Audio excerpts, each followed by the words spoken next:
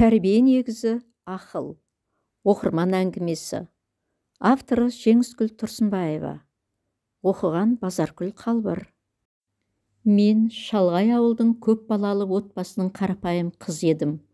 Ауылдан басқа ешқайда шықпай, ауыл тірлігінен басқа тірлік көрмей, шаруаға араласып өскенмін. Мектеп, үй, сабақты да жақсы оқи алмадым. 1986 жыл мектепті бітірдім. Өз басым білімге құштар болмадым. Оған уақыт таба алмадым ба, әлде еріндім бе? Болмаса отбасым кедергі жасады ма, жол көрсетіп сүйрейтін адам болмады ма? Әйтеуір оқымадым.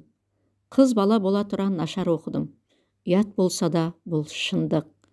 Үй шаруасы, өзімнен кейінгі бауырларымды қарау, ол аздай үлкен ағаларының балаларын жылатпай жұбату, қозы, бұзау бағу, бақша күту деген жұмыстарым болды. Жазу, оқу білем болды. Есепке жоқпын, алгебра дегенді тіпті ұқпаймын. Менің жаттап алғаным көбейту кездесі. Қайда не есептемейін, сол дәптер артында кесте рет-ретмен елестеп, сатырлатып көбейтіп отырам. Маған калькулятор керек емес. Кейбіреулер, сіз есепке мықты екенсіз деп қалады. Мен іштей күлем. Салмақты түр жасап, тек басымды изеймін. Ал оқуға келгенде ежіктеп, не оқығанымды түсінбей қиналам. Маған біреу айтып берсе, санамда мәңгі жазылып қалады. Соны ұмытпай, үтір нүктесіне дейін айтып бере алам. Сол есте сақтау қабілетімнің арқасында әдебиет, тарих сабақтары 5 болды. Апай не айтты, соны қайталап айтып берем. Жаттау берсе өз басым оқып жаттай алмайтынмын. Менен бұрын жақсы жаттаған 2-3 оқушы дауыстап айтса болды. Мен жаттап алам. Маған кезек келгенде сатырлатып айтам. Болды. 5 деген баға бар. Сосын сол жаттау миымнан өшіп кететін. Физика, химия, биология, география деген пәндерді сұрамай-ақ қойыңыз. Картаны білем, елдерді білем, болды. Басқа түк ұқпай мектепті аяқтадым. Сол орта біліммен мен оқуға түсем деп талпынбадым да. Бірден колхозда не жұмыс бар, соны істеп кеттім. Үлкен отбасым менен басқа балалармен әлек. Анам да, әкем де жұмыс жасаса да жетпейтін. Жарқырап киіне де алмайтынбыз. Отырыс туған күн бола қалса, жеңгеміздің тәуір көйлегін сұрап, киіп бару үшін жеңгемнің талай шаруасын істеп беретінмін. Үйін ақтап, кірін жуып, күз болса салаттарын жауып беріп, кілемдерінде жуып, үйін тазалап, түк таппағанда дәмді тамағын жасап, қас қабағына қарап мөлиіп жүретінмін. Жеңгелерім бақандай 4-еу. Қайсы көңілі жайланса тәуір көйлегін беретін. Оған аяқ киім керек, тағы жалынамын. Олар маңғазданып, ертеңгі күнге жұмыс тапсырады. Ойбай, тау қопар десе де дайын болып, рахметімді айтып берген затын алып киініп, мәз болып шақырған жерге барамын. Мектептен кейінгі өмірім осылай өтіп жатты. Сыныптастарымның көбі оқуға кетіп, мен сияқты санаулы қыз-жігіт қалдық.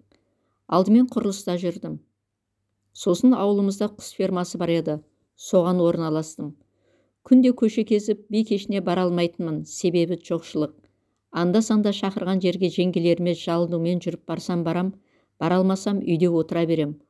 Ол заманда теледидарда Бразилия, Мексика сериалдары, Рабина Изаура, Просто Мария және бітпейтін Санта-Барбара жүріп жататын. Сол сериалдарды қарап, Кашпировскийді тыңдап, теледидарға тесілетінбіз. Жұма күні поле чудес қарап, қарқ болатынбыз. Мереке күндері тамаша, Бауыржан шоу күтеміз. Ауыл клубына түрлі фильмдер келеді. Боевик, фантастика дегендерді алғаш көруіміз. Сол бір заман керемет. Сонымен мен бір жыл ауылда болды. Болмайды екен, өзгеріс жасау керек деп Шу қаласындағы апайыма қонаққа келіп, оқу қарастырып жүредім. Өмірімде өмірлік өзгеріс болды. Мені танымайтын жігітке алып қашып кетті. 1987 жылдың маусым айының аяғы болатын. Аузым аңқиып кімге тұрмысқа шыққанымды ұқпай, жол бойы жұлқынып жылағанынан әлсіреп отырмын. Бір қалаға ұзақ жүріп келдік. Биік, көп қабатты үйге әкелді. 3-ші қабатқа көтеріліп, көп бөлмелі пәтерге кіргізді. Пәтер іші толған адам. Есіктен кіргенде шашу шашып, басыма орамал тағып, бір бөлмеге әкеліп отырғызды. Менің жұлқынып, итеріп жатқаныма қарап жатқан ешкім жоқ. Жас 2 келіншек 2 жағында басу айтып отыр. Сәлден соң орта бойлы, көк көзді, селдір шашты, тым арық, аппақ, беті күн көрмеген жайын ауыз мұрны қоңқиған жігіт бөлмеме кірді. Онымен бірге 3 келіншек кіріп, міне шаш десең шаш, қас десең қас, мүсінін қара талдырмаш, бойы да бар, көзін қара, қарақаттай, деп мені шыр айналдырып көрсеткенде, біреусіне итеріп жібердінде, сендер не, мен сатуға әкелдіңдер ме? Дедім қарлыққан дауыспен. О, міне, мінез де бар, бізге дәл осындай келін керек еді, деді ересектеу келіншек келіп, екі иығымнан ұстап. Айналайын сырғалым, мынау сенің жарың, мына үй сенің үйің, біз сенің жанашыр апайларың боламыз, деді. Мен басымды шайқап, кетем, жіберіңдер, мен кетем, бұл менің жарым емес, мынау менің үйім емес, деп есікке қарай ұмтылдым. Өзім жылап жүрмін. Топ әйел құшақтап, төсекке отырғызып, қасыма жаңағы жігітті отырғызып, жан-жақтан маған тоқтау айтып, ақыл айтып жатыр. Айналайын, сенікі дұрыс, бірақ бұл бұйрық, бақытың. Біз сені алып қашпай алдымен танысуымыз керек еді, оған болмай қалды. Біздің ініміз жақсы адам, ол өте мейірімді, ақылды, тәрбиелі. Әке-шешеміз өте жақсы адамдар, сені қызындай көретін болады. Сырғалым, бұл бұйрық. Сен туылғанда сенің маңдайыңа біздің ініміз Жәнібек жазылып қойған. Біз сені ренжітпейміз, тек сен кетпеші. Атанам да бұл жағдайға келіспей шошып отыр. Олар негізі қыз алып қашуға қарсы. Көздері ашық оқыған адамдар. Сен ол кісілерді шошытпай келісші. Алтыным, сен бақытты боласың. Саған не керек, біз бәрін орындаймыз. Оқимын десең оқытамыз, той жасаймыз, атанаңа бәрін апарамыз. Сен қазақтың салты бойынша босағаттадың, басыңа орамал салдың. Енді қайтар жол жоқ.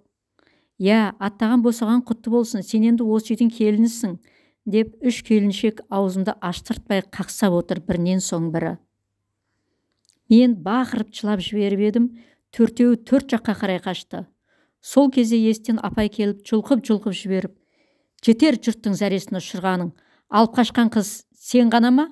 Болды, қаласың, отыр мұнда, деп төсекке отырғызды да, сен шыр етіп өмірге келгеніңде саған осы Жәнібекке жар болу жазылған. Біз тек себепкерміз, болды. Қыз жат жұрттық, міне өз жұртыңа келдің, деді қатты дауыспен. Көзім шарасынан шығардай болып, былқ-сылқ етіп төсектің шетінде отырмын. Қалғандарың шығыңдар, ендігі шаруа Жәнібектікі, жүр, деп 3 келіншекті ертіп шығып кетті. Менің зәрем ұшып Жәнібекке қарап едім. Познакомимся, меня зовут Жәнібек, деп қолын созды. Мен қолымды бермей арқама қарай жасырдым. О, сорлы, сен орысша сөйлей дегенсің ғой, дедім іштей. Ол күлімдеген көздермен қарап отыр. Неге сонша арық, аурума, деген ойда келді. Тебе зовут Сырға? Деді сұраулы көзбен қарап. Сырғалым, дедім зілді дауыспен. Да, Сырғалым. Это обозначает, что девушка сатир ғой, деп орнынан тұрып терезеге барып сыртқа қарап тұрды да, тез жалт қарап. Очень красивое имя, со смыслом Сыргалым, Сырға, Сыргалы, Сыргалым. Сыргалым емес, Сырғалым, дедім ашумен. Не деген балалық десеңші, болашағым шешіліп жатыр, мен болсам атымды дұрыс айтқызып отырмын. Ол сәл қабағын түйіп жұтынып алды да, Сырғалым, деп басын айтты да көзіме қарады. Енді дұрыс айттың, деп басымды көтеріп өзімше болып отырмын. Ай, балалығай, Жәнібек күлімдеп, мен қазақша сөйлеп айтам, уәде, мен қазақша сөйлесем, деп тоқтап қалды. Түсіндің бе дегендей ойлы көзбен қарап отырды. Қазақша сөйле, сен қазақсың ғой, дедім бір таңғалғым, мен Жәнібектен қорықпай еркін отырмын. Жәнібек оң алақан жүрегінің тұсына қойып басын изеді. Сосын өз есіміңізде дұрыс айт, Жәнібек емес, Жәнібек те, дедім. Ол басын изеп, Жәнібек, деді күліп жіберді, мен де күлдім. Мен 25-те сен, деп ойлы көзбен қарап отыр. 18-ге қазанда толам. Қазан? Я, қазан айының 15-інде 18-ге толам. Қазан ай, деп түк ұқпай жан жағына қарады. Октябрь. Октябрь, қазан, қазақша, дұрыс есіңе түсті ме? Мен білмеді. Сен октябрьдің қазақша қазан екенін білмедің бе? Қазан, тамақ, палау, ас, деп тамақ дегенді қолмен көрсетіп таңырқай қарап күліп қойды. Мен іштей, мына сорлы түк білмейді ғой, қай соққан білімді дегені. аяттарын қазақша білмейді деп қоям. Бірақ сол заманда бізде аяттарын тек орысша айтып, орысша жазатынбыз. Мысалы, октябрьдің пәленбайы, марттың, майдың, августтың, январдың деп барша аяттарына жалғап жазатынбыз. Тіпті қазақ тілі пәннің өзінде солай жазып, солай оқитынбыз. Бұл алматылық тіптен орыс қой дедім. Жәнібек орнынан тұрып шығып кетті. Сосын тағам, жем, шидек, тәтті алып қайта кіріп, бөлменің бұрышындағы үстелге қойды. Жәнібек екеуміз әйтеуір қазақша сөйлесіп аш едік. Мен сәлден кейін бұл үйге неге келгенімді ұмыттым. Жәнібек қазақша сөйлеймін деп күлдіреді. Альбомын шығарып төсекке отырып алып фотоларын көрсетті. Түннің бір уағы болғанда екеуміз төсектің екі шетінде ұйықтап қалыппыз. Бізді мазалаған жан жоқ. Үлкендер не істеп жатыр, біз ұқпадық. Таң атқанда есік қағылды. Мен көзімді ашып алдым. Жәнібек басын көтеріп маған қарап күліп жатыр. Мен орнынан тұрып алдым. Ол күлімдей қарап көзін алмай қайта шалқайып жатты да. Доброе утро деді. Мен көзімді бақырайтып едім. Қазақша деп күліп басын көтеріп маған қарай қолын созып білегімнен тартып төсектің шетіне отырғызып айт дегенде иек қақты. Қайырлы таң дедім. Да, қайырлы таң деп кең төсекке ішімен жатып күліп қарады. Есік тағы қағылды. Ол орнынан тұрып есікті ашты. Жасы ұлғайған әйел екен. Жәнібектің маңдайынан иіскеп бөлмеге кірді де сәл бөгеліп қалды. Мен төсектен алыстап терезе алдына барған едім. Әйел жан-жағына қарап ойланғандай болып тұрып қалып еді. Жәнібек құшақтап маған қарай жақындатты. Мама, познакомьтесь, прекрасная, умная сырғалым, деді. Мен бұрымымды қолыма орап көзім бақырайып не істерін білмей қып-қызыл болып кеттім. Әйел күлімдеп иығымнан ұстап көздерімен сондай бір мейірмен сүйісіне қарап маңдайымнан иіскеді. Құшақтап бауырына басып жылап жіберді. Моя хорошая, красавица моя, ты нас извини, деп өксік тығылған даусымен құлағыма сыбырлағандай ақырын айтты. Бетіме қарап еді, жастары домалап ағып кетті. Жәнібек анасын құшақтап, басына тақап маған күле қарайды. Менің де көздерімнен жас ағып жатыр. Жәнібектің анасы көзімді сүртіп тұрып, не плачь, доча, не плачь, Жаник очень хороший, деп бүкіл денесімен селкілдеп жылап қайта құшақтады. Екеуміз кеудемізбен жабыса құшақтасып, бір-біріміздің селкілдеп жылап тұрғанымызды сезіне ұзақ тұрып қалдық. Сол кезде ене менен де арман қиналып шошып аяп тұр екен. Қыз алып қашу бұл кісіге ең сұмдық жай болған. Мам, ты что, мама, хватит, деп Жәнібек анасының арқасынан сипалады. Бір-бірімізді босатып, көздерімді анасы алақанымен сүртіп тұрғанда, түнде мен итер жіберген келіншек күліп кірді. Қолында бүктеулі бірдеңе бар. Артынан тағы бір әйел кірді.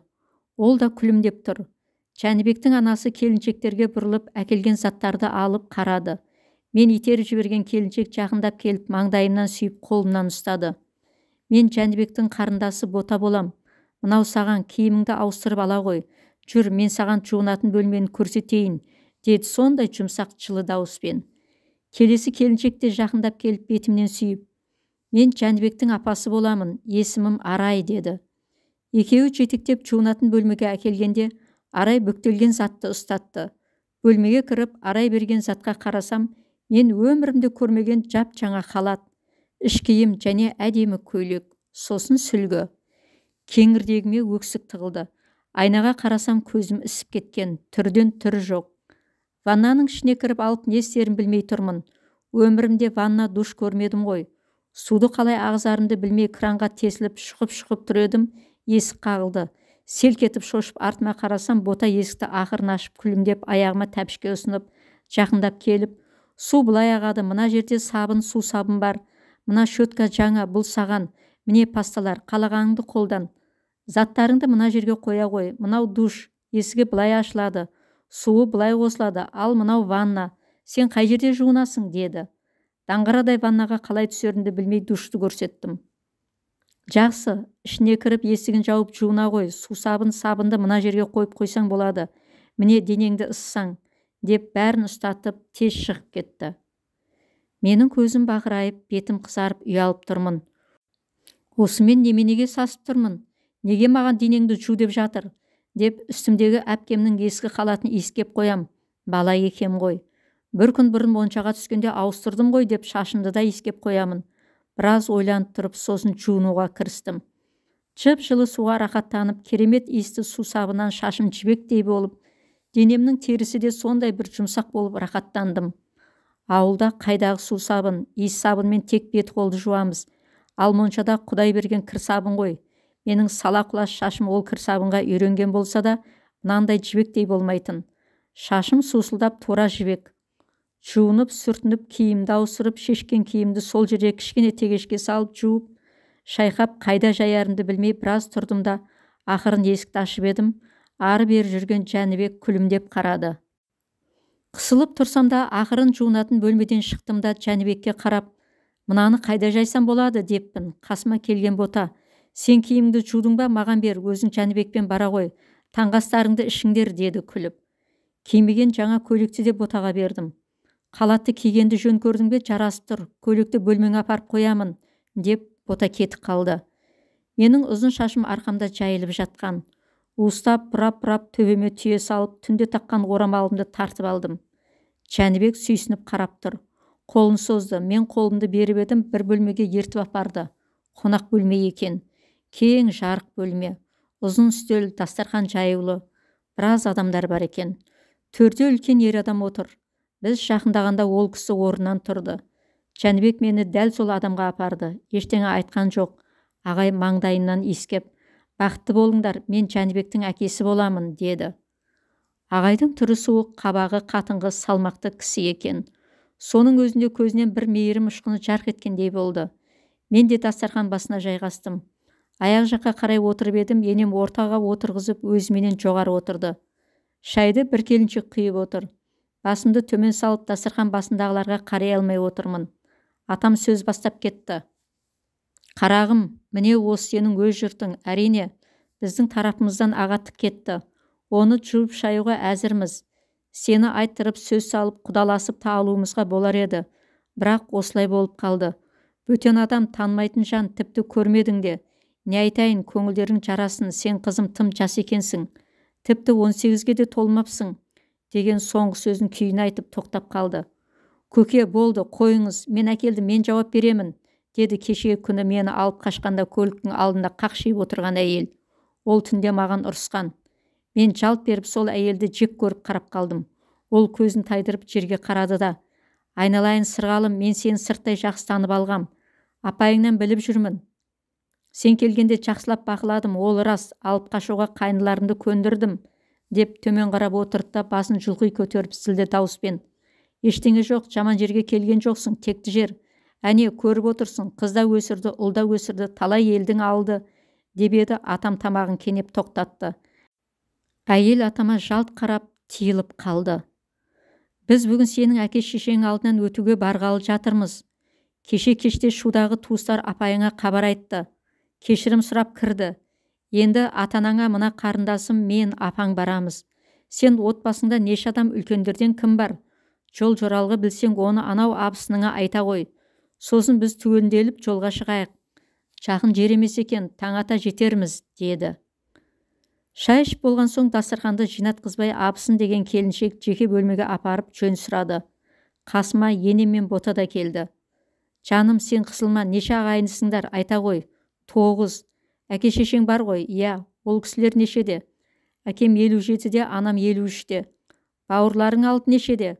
Үлкен ағам 30-да, екінші ағам 28-де, үшінші ағам 24-де, сосын кіші ағам 20-да. Олар отбасылы ма? Иә, үлкен ағамда 3 бала, ортаншы ағамда 2 бала, үшінші ағамда 1 бала бар. Кіші ағамның келіншегі жүкті. Апайларың нешеу? Үлкен апайым ғана шуда тұратын. Іні сіңлің нешеде? Менен кейін 2 інім бар, біреуі 14-те, сосын 10-да, кіші сіңлім 7-де. Ата әжең бар ма? Әжем бар, 84-те. Сосын әкемнің 2 ағасы бар, олар нешеде екенін білмеймін. Әкемнен үлкен, қарындасы бар, отбасылы, алыста тұрады. Жақсы, жақсы. Анаң жақтан кім бар? Анамның тек жеңгесі ғана бар. Бала-шағасы мен әке шешесі бұрын қайтыс болған. Ағасы 5 жыл болды қайтыс болды. Олар көрші тұрады, 5 балалы. Тағы жақындарыңнан ауылда кім бар? Апай, ауылдың жарысы жақынымыз. Бір атадан тараған, көппіз. Мен оларды онша ажырата алмаймын. Түсінікті. Енді сендерде қандай салт бар? Иығымды көтердім. Шынымен соны білмейтінмін. Жақсы, рахмет. деді де бота бәрін қағазға жазып алды. Анасына қарады. Енем сәл күмілжіп: «Қызым, сен отбасыңа хат жазбайсың ба?» деді. Мен түсінбей бәріне тегіс қарап едім. Апсын қолымнан ұстап: «Сырғалым, былай ғой, сені алып қашып кеткеніміз рас. Енді сен келін болдың, міне, бір түн осында қондың», деп енеме ботаға қарады. Олар айт дегендей көзқарас білдірді. «Сен хат жазып берсең, осы үйге келін болғаныңды айтсаң, көнгеніңді, келіскеніңді жазасың ба?» деді. Мен жылап жібердім. Енем мен бота шошып кетті. «Жазбай-ақ қой, керек емес, кешір, кешір», деп шырылдап кетті олар. «Ты тоже придумала, как она это напишет», деп енем абысыныма зекіп жекірді. «Ойбай-ау, әлі кәмелетке де толмапты ғой, бәле болмасын дегеніміз ғой», деді сыбырлап. «Қойшей, осы қыздың жас екенін білдіңдер ғой», деп жуан зілді дауыспен бота айтты. Мен бәрін тыңдап отырып не істерін білмедім. Енем абысынды ертіп шығып кетті. Менімен бота қалды. Ата енемдер ауылға әке-шешем жаққа кетті. Үйде Жәнібек, бота, Арай қалдық. Абысын күйеуімен кетіп қалды. Ол туған келін емес екен, шуда тұратын атаның інісінің келін екен. Арай мен бота тұрмыста. Арайдың 2 баласы бар, олар Семейде тұрады екен. Демалысқа қонаққа келіпті, өзі дәрігер. Балалары ұл мен қыз 2-3 сыныпта оқиды. Ал бота Алматыда тұрады, 2 қызы бар. Олар енді 2-ге толады. Бота да оқыған, мамандығы заңгер. Жәнібек жоғары оқу бітіріпті, бірақ жұмыс жасамайды екен. Ол егіздің сыңары болған. Егізі 1 жыл бұрын аяқ астынан ауырып, тез қайтыс болып кетіпті. Үйленбепті де. Егізі ауырғанда Жәнібек те қатты ауырып, әрең бері қарапты. Жәнібектің сыңары қайтыс болған соң отбасы тегіс бір Жәнібектің қас-қабағына қатты көңіл бөледі екен. Жәнібектің сыңары өте пысық, білімді, өжет болған көрінеді. Аяқ астынан жабысқан кесел алмай қоймапты.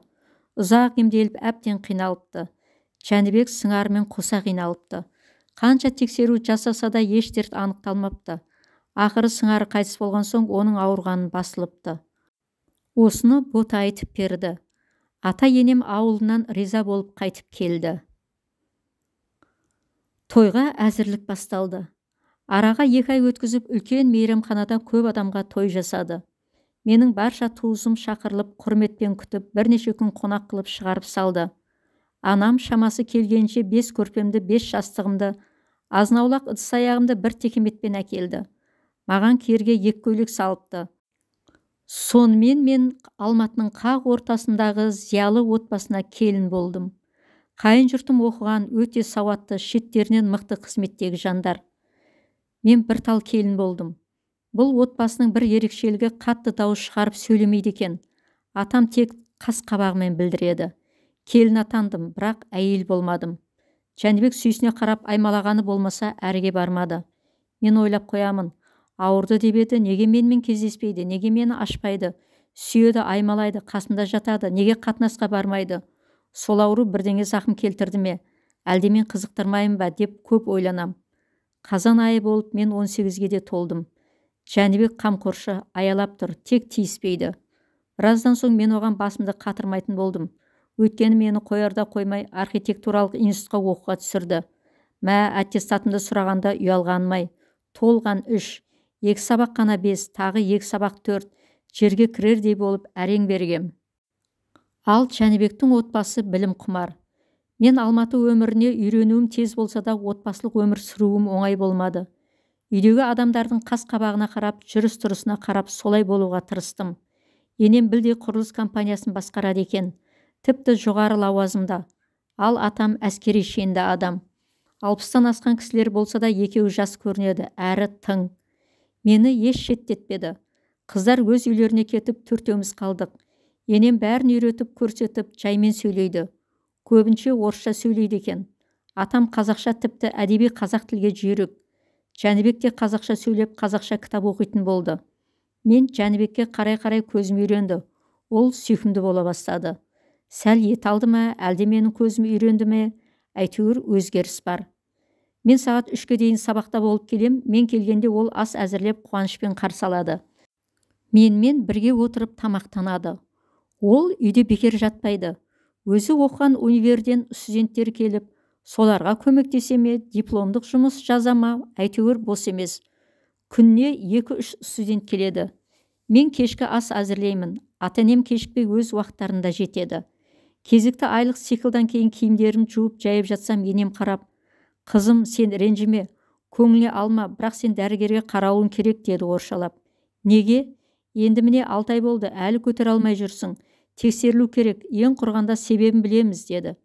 Мен енеме былш еткізіп айтпай тек басын изедім. «Менің мықты танысым бар, соған айтайын, жарай ма? Өзім бірге барам», деді. Дәрігерге бірге барса, мен әлі қыз екенім анықталады, сосын бұл кісіге не болады деген ой келіп, «Я, мен Жәнібекпен ақылдасайын», дедім. «Дұрыс, ақылдас, екеуің бірге барарсыңдар», деді. Мен деп кеш батқанын күттім. Кешке Жәнібек сол әдетінше аймалап сүйіп құшақтап жатып, ұйқыға кетпекші болғанда басымды жұлып алып, «Сен мен әйелім деп неге қабылдамайсың?» дедім. Ол ойлы көзбен таңырқай қарап, басын көтеріп сүйкене жатты. «Тез қазақша айтайын», деді де жұтынып ойланып жыбырлап көтерілді. Мен ұяттан өртеніп отырып, оның көздеріне кезек-кезек қараймын. «Біз ерлі-зайыпты емеспіз бе? Сенде не бір дұрыс емес жай бар ма?» дедім қып-қызыл болып жұтына. Ол тіпті көтеріліп, бет-аузын сипалап, сосын орнынан тұрып ары-бері жүрді. Сөз жоқ, тек басын ұстайды, кеудесін уқалайды. «Мені сен не үшін алдың?» дедім мен де орнынан тұрып. Ол екі иығымнан шап беріп ұстап кеудесіне басты. «Неге айтпайсың, неге сыр жасырасың? Әлде мен саған лайық емеспін бе? Әлде мені сүйе алмадың ба?» деп едім. Жәнібек қатты құшақтап, «Нет, не так, лайық, сен лайық, мен сені сүйем, қатты сүйем. Менде проблема, мен дұрыс емес», деп төсекке отыра қалды. Менің жүрегім зу етіп шошып кеттім. Жәнібек басын салбыратып төмен қарап отыр. «Маған неге айтпайсың? Мама, мен дәрігерге апарам, 6 ай болды, неге көтермей жүрсің?» деп жатыр. Мен ол кісіге не айтарын білмей қалдым. Сосын амал жоқ, сенімен сөйлестім, деп қасына отырдым. Жәнібек жасаураған көзіме маған қарап, сәл қабағын түйіп, күйініп кеткендей болды. «Сен ауырды деді ғой, соның салдарынан шығар, дәрігерге қаралайық, емделетін шығар», дедім. Ол басын изеп құшақтап алды. «Кешірші, мен бұл жағдайды изучать еттім, біраз информация жинадым, тек лечиться еттім, что-то толк болмай жатыр. Олай болмайды, дәрігерге бару керек». «Иә, барам, қаралам. Енді самолечениемен айналыспаймын, мен ұялғам», деді көздерін төмен салып. «Кімнен, менен бе?» «Бірінші сенен айтуға ұялдым. Мен сені қалайды, қатты қалайды, сүйемін», деп құшақтап аймалап сүйіп кетті. Қанша беріліп жан тәнмен балқи сүйсе де батыры былқ етпеді. Құшақтасып жатып ұйықтап кеттік. Ал мен ұйықтап кетеді екемде, ал Жәнібек қиналып жатады екен ғой. Ертесі дәрігерге көріндік. Я, көп сәулеге шағылу, облучение алған соң солай болады екен. Ауырғанда қайта-қайта түрлі аппараттарға түсе бергеннен зақым алыпты. Енді ем қажет. Денсаулыққа қарау керек, таза ауада көп жүру, жаттығулар жасау, дәрумендер ішу керек екенін айтты. Сонымен ем басталып кетті. Жәнібек далаға шығатын болды, көп қыдыратын болдық. Бірақ бізге 3-4 жыл балалы болуға болмайтынын айтты. Алғашқы ұрықтар сыртқа төгілуін қадағалауды бұйырды. Ол ұрықтар дені сау бала әкелмейді деді. Біз соны қадағаладық. 2 айдан соң Жәнібекке күш келді. Біз ерлі-зайыпты болдық. Ата-енем мән-жайды ұққан соң бізге сөйлемейтін болды. Арада 6 жыл дегенде қызды болдық. Сосын тағы 2 жылдан соң ұлды болдық. Мен оқуымды бітіріп, енемнің қол астында жұмыс жасап, әбден үйреніп алған соң орын басып қалдым. Енем зейнетке шықты. Жәнібек те жұмысқа тұрды. Көбірек таза ауада жүру үшін пәтерді сатып, жер үйге көштік. Менің туыстарым жиі араласып тұрады. Олардың да жағдайлары түзеле бастады. Ауылыма да жиі барамыз. 1 айлық демалысты ауылда өткіземіз. Жәнібек менің бауырларымды өз бауырындай жақын тартты. Жатырқамады. Менің бағым ашылды. Мен бақыттымын. Ойламаған жерде мен осылай бақытты болдым. Бұл бақыттың болуына үйдегі үлкендер себепкер. Менің анам әрдайым еңбекке үйретті. Ашуды тия біліп, орынды ақылмен сөйлеуімді қадағалаған. Айналамдағы адамдардың көңілін табуға үйретті. Ал енем, ол екінші анам. Білімге көзімді ашты, жаңа өмірге ерінбей сүйреді. 2 әкем болса өздерінің әке екендерін көрсете білді. Олар керемет үлгі болды. Оларды қастерлей отырып, мен өз күйеуімді де бағаладым. Текті болу адамның өзінен екен ғой. Тәрбиені қалай қабылдайсың, солай болады. Асыл жеңгелерінде маған көп нәрсе үйретті. Бекер жатқан дүние жоқ, бәрі еңбекпен келетінін түйдірді. Сол бір кезде сұрап киген көйлектерді еңбегімді сіңдіріп барып киетінмін. Жоқты да көрдім, барды да бағалаймын. Қайын жұртым жоқ жердің қызы деп зекімеді. Мен бар жерге келдім деп дандайсымадым. Бізде бір-бірімізге құрмет бірінші орында тұрады. Өзі болған қыз төркінін танымас деген атақтан да аулақ болдым. Оған менің ата-енем жол берместе еді. Мүмкін менің өмірім мыңдаған қыз-келіншектердің өмірі секілді шығар. Сонда да айтарым, адам кішіпейіл, адал болса бақытқа қол жетеді екен. Ұлық болсаң кішік бол деген қазақпыз ғой. Аман болайық, бауырлар. Қадірлі тыңдарман, егер сіздерге оқырман әңгімесі ұнаса, каналға тіркеліп, лүпіл басып кетіңіздер. Біз сіздермен бірге дамимыз. Еліміз аман, жұртымыз тыныш болғай. Келесі кездескенше, достар.